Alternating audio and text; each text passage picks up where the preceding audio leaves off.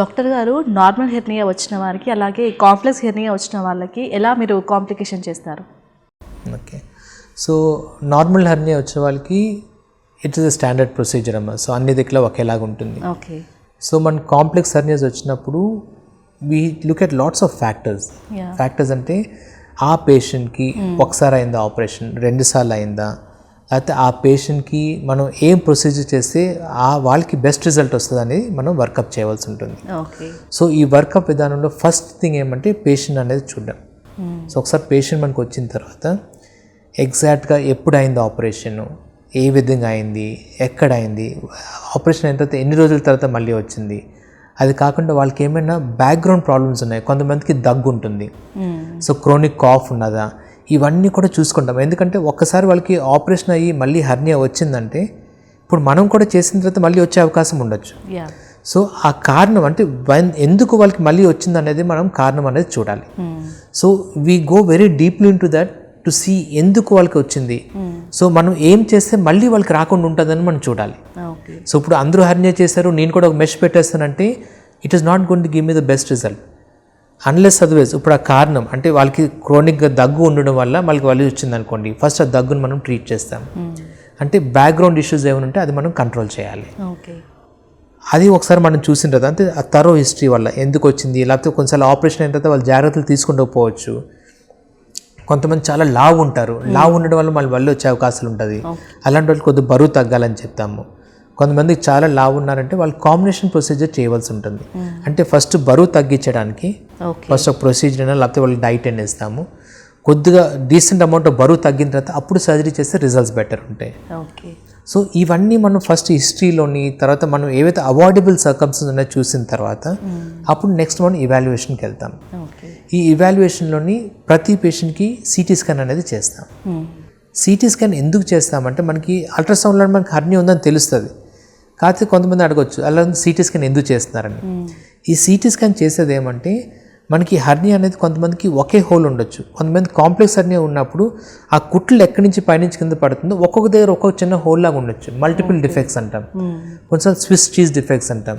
కొన్నిసార్లు పేగ్ అనేది ఏమవుతుందంటే మన కండ అనేది ఏమవుతుందంటే మనకి రెక్టస్ మజిల్ అని ఉంటుంది. మామూలుగా 6 ప్యాక్ మజిల్ అని చూస్తాం కదా, మనకి కరెక్ట్గా సెంటర్లో లైన్ ఉంటుంది, 2 పక్కల మజిల్స్ లాగా వస్తుంది, అవి రెక్టస్ మజిల్ అంటాం.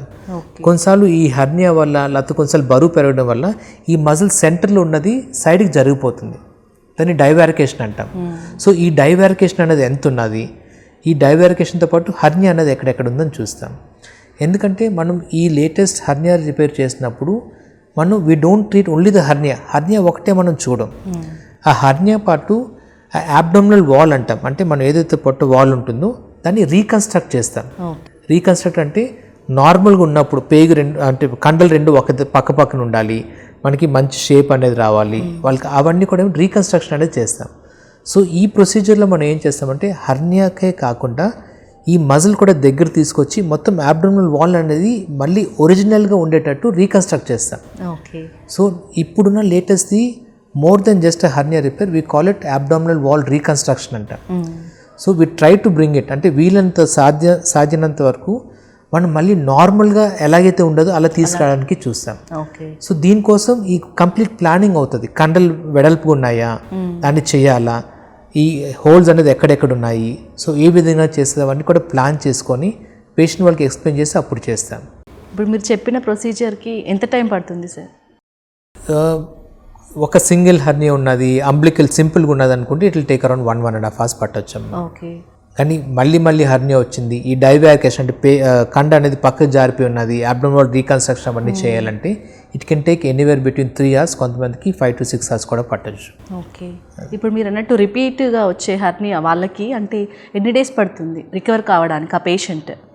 ఇప్పుడు రికవరీ అనేది ఏమంటే it is not much different from any other patient అమ్మా.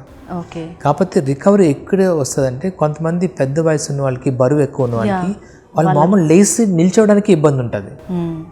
సో అంత వెయిట్ వాళ్ళు లేయాలనుకున్నప్పుడు ఒత్తిడి అనేది పొట్ట మీదనే పడుతుంది.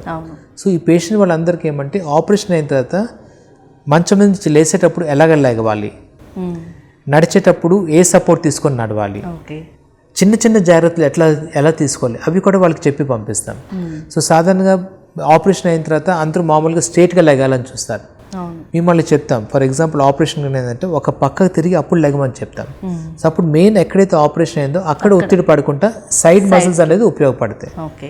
So including to that minute thing about వాళ్ళు ఎలాగ లేచి నిల్చోవాలి లేకపోతే ఎలాగ దిగాలి కూడా we take care so that we get the best result out of the procedure. Okay. ఎందుకంటే అల్టిమేట్గా ప్రొసీజర్ రిజల్ట్ అనేది మనం చేసిన దాన్ని బట్టి ఉంటుంది టెక్నికల్గా, at the same time patient తీసుకున్న జాగ్రత్త బట్టి కూడా ఉంటుంది, అండ్ పేషెంట్స్ కూడా బ్యాక్గ్రౌండ్ ఇష్యూస్ బట్టి. ఇవన్నీ మనం ఎప్పుడైతే ఆప్టిమైజ్ చేసుకొని చేస్తే అప్పుడే మనకి బెస్ట్ రిజల్ట్ అనేది వస్తుంది. ఓకే.